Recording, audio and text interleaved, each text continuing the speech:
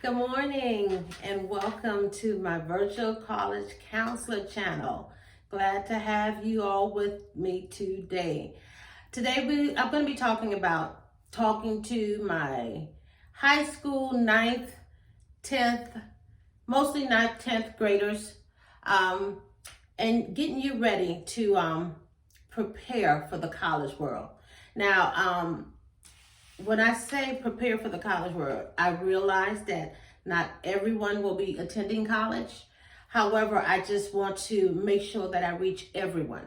So for the ones who are thinking about going to college, and even if you're not sure college is for you, I'm still providing this information. It's good. This is just good practice for you in the event that you might change your mind later on. But we're going to be looking at some things that we need to be doing in the 9th grade and the 10th grade to actually prepare us for planning for our college experience, college life. So just kind of tune in today. And if you have any friends that are in the 9th grade, any friends that are in high school, again, I ask you to share this video with them, invite them and their parents, because a lot of the things that I cover, a lot of the things are for both the parents and the students. So while the students are preparing for their post-secondary education planning, the parents also need to be a part of that as well. And they need to know how the system works and what to expect and what their child's supposed to be doing. So again, please remember to subscribe to this channel. So take a moment and go ahead and subscribe and share this video with anyone that you know that's in high school. If you know any homeschoolers, please share this information with the homeschoolers. And I'm always open to your comments. Please take some time. Students, if you're looking at my video, just take some time, shoot me an email or shoot me a little note, and I will respond to your comment. If there's something that you want to know about or talk about, whether it pertains to college or anything else that's after college, that would fall under the post-secondary education planning. So anything, whether it's the military, you want some information about the military, you would like some information about, hey, a vocational technical program, whatever questions that you may have, please just take a moment and go ahead and shoot me a little comment, and I will respond. I will respond to your comment. Again, this channel is for you. This channel is designed for high school students. It's also designed for the parents, because like I said earlier, the parents also play a big part in the planning of their child's post-secondary education. So now let's move on. We talked to our 12th graders a couple of weeks ago. Now we're going to start with our 9th graders. So if you're in the 9th grade, you're planning on going into the 9th grade, this is a perfect time to just kind of tune in and just jot down some information that might be helpful for you while you're transitioning through that high school experience. So for our 9th graders, some of the things that you should be thinking about as a 9th grader: your grades.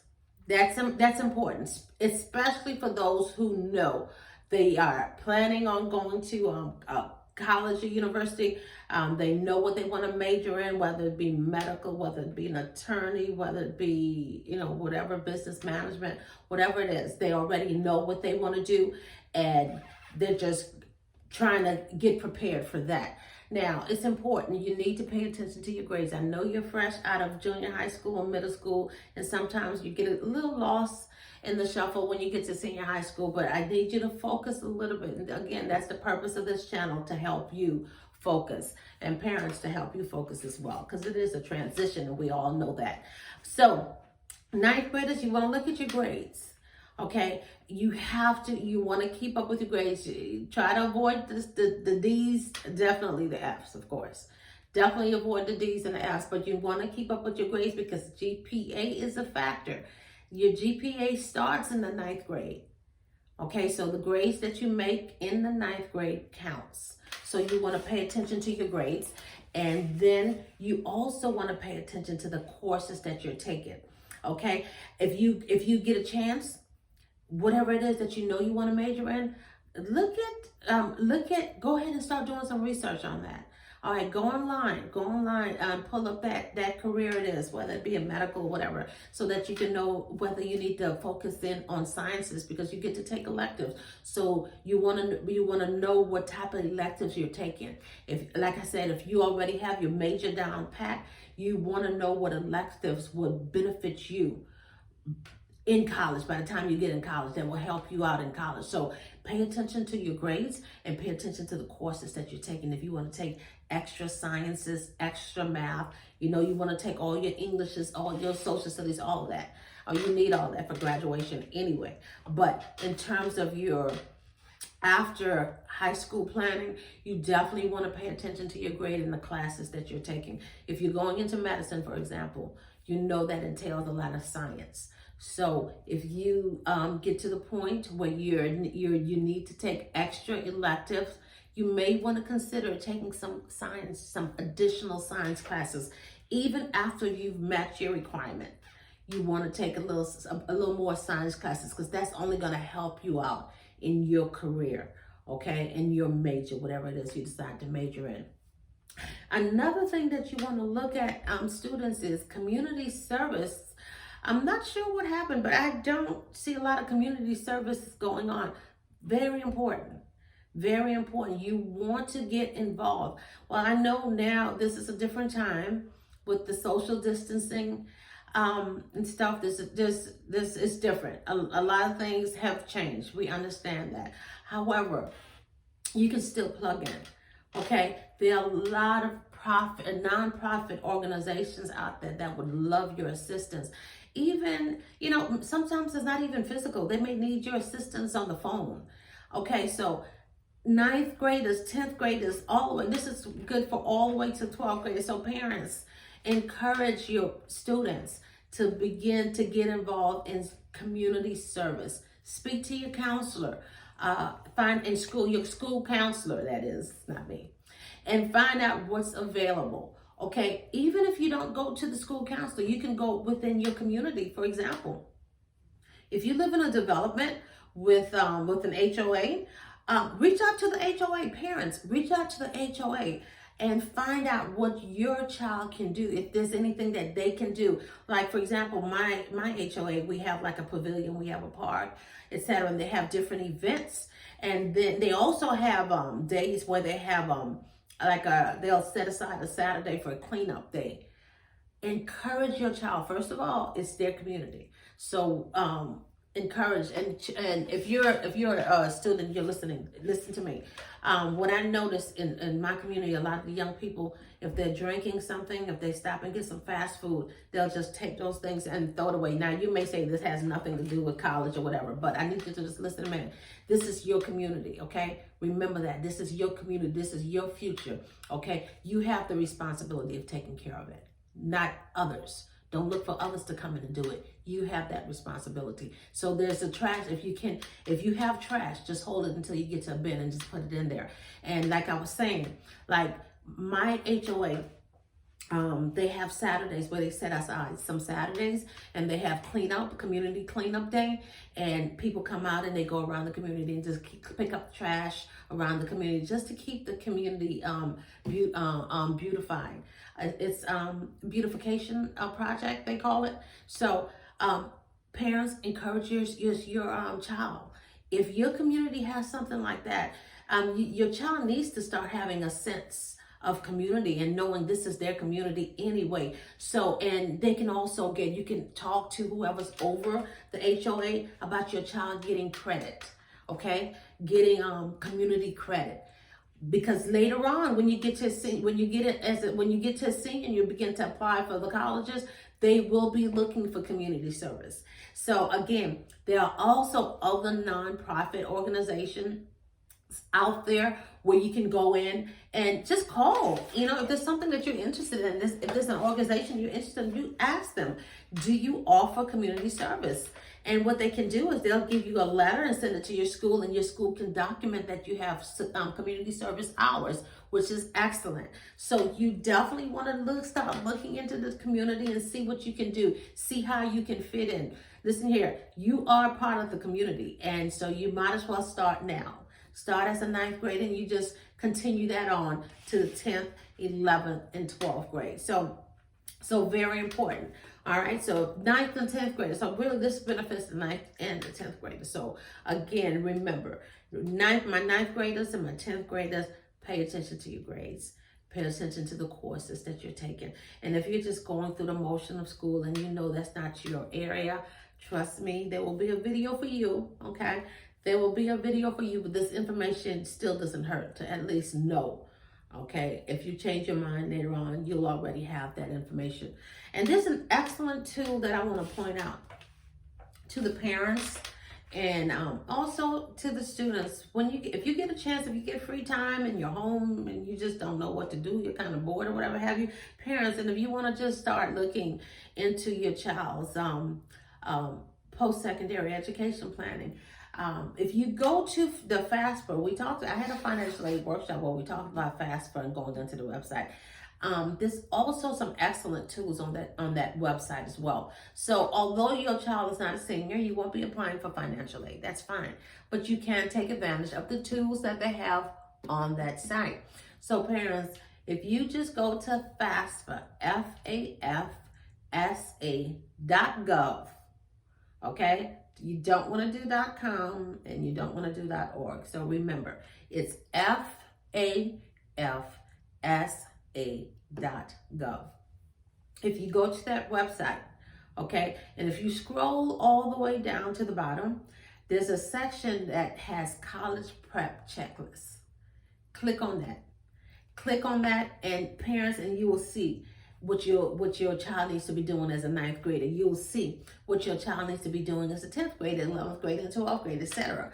Okay, so you want to go ahead and take a look at that and just kind of, and be a reminder and ask your child, hey, have you spoken to your counselor? What kind of grades, what classes are you taking next semester or next year?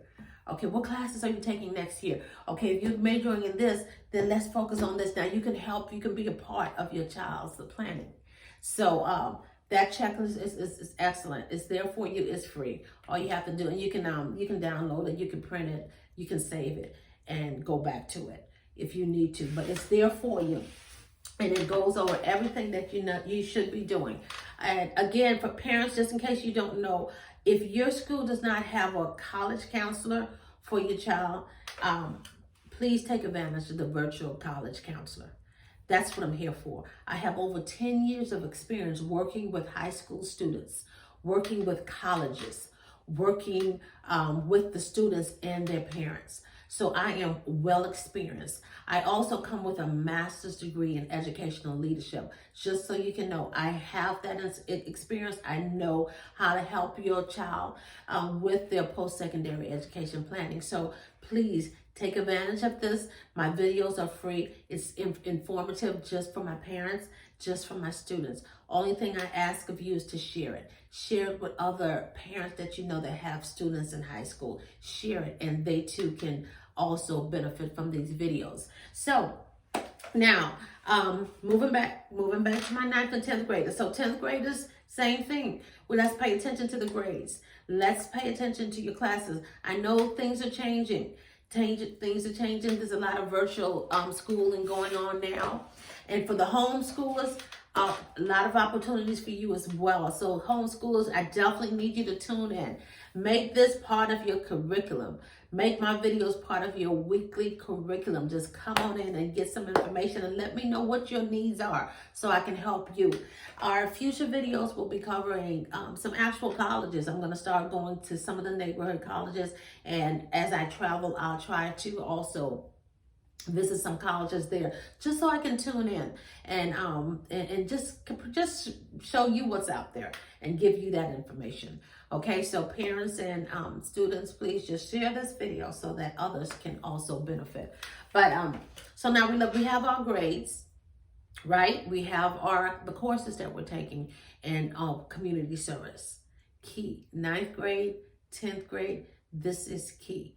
If you're uncertain of how to plug into community service, if you really don't have a counselor at your school and don't know how, reach out to me. Send me a comment and I will help you parents. I will help the students kind of get a fit in terms of how to choose community service, how to make sure that you get credit. You don't just want to do the community service. You want to make sure that you're getting credit for it, because again, it's going to count. Once you're a senior, that's going to count. Once you start applying for different colleges and universities, that's definitely going to count. Okay. And briefly, now that you've gotten that's really the main things that the 9th graders and the 10th graders need to focus in on. Now, when you get to the 11th grade, what you need to start thinking about is 11th grade. We're still doing the same thing in terms of our grades and our classes. Now, once you're an 11th grader, let's start focusing in. As soon as you get into 11th grade, I need to go back. I'm sorry. I'm going to go back. Rewind. 10th graders, I kind of missed out on you. 10th graders, also, towards the end of your 10th grade, you want to look at the PSAT. Okay? Again, if you know you want to go to college after high school, you want to start looking at the PSAT. That's a test that actually it's like a pre-test that prepares you for the SAT and the ACT, which you'll be taking as a junior and a senior. So 10th grade, you need to look at the PSAT and also look at that, really focus in on that, because what happens is with that PSAT, depending on your scores, it also begins to qualify you for scholarships. So if you're in the 10th grade, start looking into the PSAT. Go online to the SAT.org website. You can obtain information on the PSAT. That's a standardized testing, and I believe you can take that for free. You can take that for free. Just see your college counselor. And again, if you don't have a college counselor, I'm in the process of working with the SAT and ACT. So I should have, real soon, I should be connected with them where I can help provide you with what you need in terms of not having to pay for the PSAT. And if you do have to pay for it, we'll let you know what the stipulations are pertaining to the prices, etc. But again, I'm getting ready to connect with that organization as well, so I can have more information for you to help you out. 9th and 10th graders, before I move on to my 11th grade, not in the 10th grade, also, there's a lot of programs that's usually in your area with the local public colleges and universities. There's a lot of opportunities for 10th graders. There's a program called the Upward Bound program. I don't know, it's probably changing. It probably has changed over the years, but that's an excellent program if you're in the 10th grade. It usually starts in the 10th and 11th grade. So you can look out, speak to someone from your school to see if they're connected with the local schools in your area, colleges and universities, to see if they offer Upward Bound program. Usually with that program, what it does is it brings you on campus sometimes throughout the year, your school years, and also during the summer, they'll allow you to come in and take a couple of courses on campus and just kind of get a feel of the college life and how it works, etc. Excellent program, excellent program if you know that's the route you want to take. If you don't have anyone, you don't know who to reach to in your area, reach out to me, send me a note, and I can help connect you, get you connected, find out what's available in your area, what public school, universities in your area, that's what they're offering, and get some information to you. So, and then you can also, parents, you can also do that research on your own. Just reach out to the local public university, college or university, and see what they have available. But they usually have all kinds of great programs. And unless you're plugged in, a lot of students just don't know about these programs, but they are available. And guess what? A lot of these programs are available for absolutely free. Parents, you don't have to come out of your pocket for anything. It's usually a free program. So that's something you can look into. And it's, again, the name of that, those programs are called, is called the Upward Bound program. And some of them may have other programs, the Bridge program, and et cetera, et cetera. But we can look into that for you as well. Now let's move on to our juniors. Juniors, okay, now, okay, we really have to take our grades seriously and our classes, and now you also want to start preparing early in your junior years. When I say early, starting in October, you need to go to your counselor, get your ACT, your SAT packet. You need to start taking the test. If school starts in August, by October, you need to register for the first test. Okay, what happens is once you take that SAT and ACT, you can take both, okay? Both, and what the schools look at is they look at your highest score. So as a junior, 11th grader, you want to take the SAT and ACT early on. Now, for those of you, now it costs to take the test, okay? And sometimes your scores are not where it needs to be, because even, especially now that you're a junior, you should be also kind of exploring different colleges and schools that are out there to kind of get an idea of where you want to apply to and what their requirements are. Different schools and different majors have different requirements. So you can begin exploring that now, exploring to see what's out there, what they need, what the requirements are, so that you can be prepared. Okay, so you want to take the SAT and the ACT early on. Again, there's a fee for that. Usually the schools can, if you can't afford it, if you can't afford the fee for the SAT or the ACT, you can go to your school and see if they have fee waivers. Normally, if you qualify for a free or reduced lunch, if you're in the low income bracket, that fee waiver, you will also qualify for a fee waiver. All right. And if you don't qualify for a free waiver, and just your parents will just have to pay for that SAT, ACT. So you want to go ahead and take it early. You'll get your scores. Once you get your scores, and you already have an idea what schools you want to attend, then you look at your scores and see if you've met those scores. If you haven't met those scores, you want to go ahead and retake the test. Okay. Now, in retaking the test, you can start doing that in December. You can do in December. If you can, please try to do it by December. All right. Go ahead and retake the SAT or the ACT or both. Okay. So you go ahead and do it. And if you're a junior, you want to try to do it by December. And if you have to, you go ahead. Well, throughout your junior year, just try to take it while you're a junior. Okay. Now, if you're late, and you're a junior now, you're watching, you're late, and you didn't get a chance to take it, don't worry. Just go ahead, find out when it's the next test. Go ahead and take that test, okay? It's scheduled to take the test, and then you have another chance early on in your senior year. If you have to retake it, you go ahead and retake it early and be done with it. Okay, now, because these are all things that these colleges are looking at. They're looking at your grades. They're looking at the classes that you're taking. They're looking to see if you have community service hours. And they're looking for your SAT and ACT scores. So you will already have that down pat. Now, we have students who know they don't want to step into that university setting, not just yet. They want to start off in the community college, junior college. I had another video about the junior colleges. Perfect. You can go into the junior college. That's not a requirement for a junior college or a community college. You don't have to take the ACT, and you don't have to take the SAT for a junior college. So with that, if you know that's what you want to do, you don't have to worry about that, okay? But I just wanted to go over this for my 9th graders, 10th graders, 11th graders, and also hopefully my 12th graders. You've benefited from this video as well. So remember, there's a tool that's available for you online. If you go to FAFSA.gov, you can pull up that checklist. That's the college prep checklist. You can pull it up, and you can save it, parents, and make reference to it. And remember, your virtual college counselor is here for you every week. Feel free to send me a comment, or you can also just feel free to email me. Our email address is goldenvirtualcollegecounselor@gmail.com. Okay, I'm going to repeat that. goldenvirtualcollegecounselor@gmail.com. www.virtualcollegecounselor.com.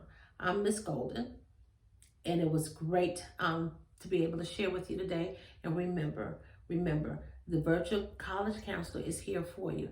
All you have to do is reach out, and I will be providing you information that will assist you with your post-secondary education planning. Thank you, and be blessed.